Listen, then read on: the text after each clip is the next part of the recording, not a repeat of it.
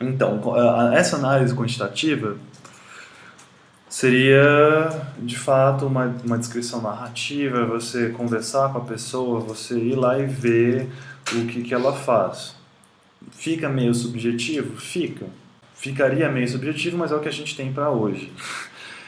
Isso leva para outra dimensão, que é a do observador e a do informante. Essas duas dimensões, quantitativo, qualitativo, observador e informante, elas estão muito conectadas, porque o modo como você vai coletar o dado, como é que você vai ir ver o que aquela pessoa está fazendo, vai influenciar em como que você vai analisar aquilo que você coletou.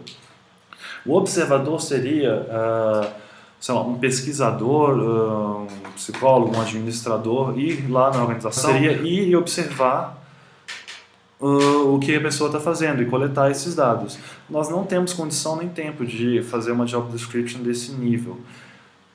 Então, a dimensão que a gente usaria seria a de informante. Ou seja, o trabalhador vai informar para a gente o que ele faz, o supervisor dele vai informar para a gente o que ele faz ou deveria estar fazendo, quais competências eles acreditam que precisa, mas não é só um bate-papo, você realmente vai ir a campo e verificar, tendo contato, tentando vivenciar aquilo que esse trabalhador está fazendo. Não é uma coisa tipo de meses, de semanas, tipo, você só ir lá e conhecer o que ele faz, de fato.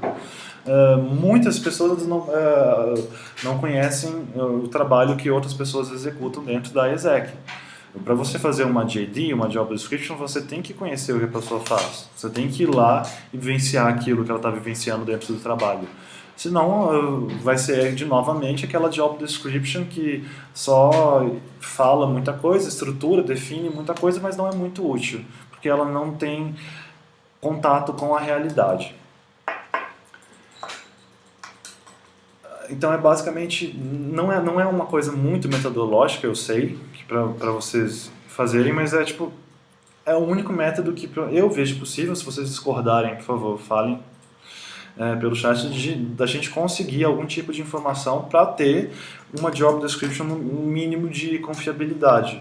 Eu digo confiabilidade é mais utilidade mesmo, que uma avaliação assim, extremamente concreta, mas uma entrevista ela pode apontar sim, uma entrevista bem estruturada ela pode apontar se essas competências foram desenvolvidas. Considerando que o foco dentro da exec é justamente esse desenvolvimento de competências e desenvolvimento de lideranças. Os processos eles vão ser novos e vai ser complicado, por exemplo, a gente fazer jobs descriptions previamente, porque a gente cai de novo naquilo do prescrito e do real. A gente vai fazer uma job description baseada naquilo que a gente acredita que deveria ser. As responsabilidades, as jobs e as competências. Mas a gente não sabe de fato, porque a gente não teve uma experiência, a gente não teve uma vivência dessas coisas, a gente não sabe de fato se aquilo se enquadra dentro da realidade do CL. Mas também não quer dizer que ela vai ficar ali fixa para sempre. A gente tendo dados novos, a gente vivenciando coisas novas, tendo experiências novas acerca daquele cargo em específico, por exemplo, a gente pode sim, deve modificar a job description. Ela pode estar em constante mudança. Não é legal que ela, por exemplo, mude de mês em mês.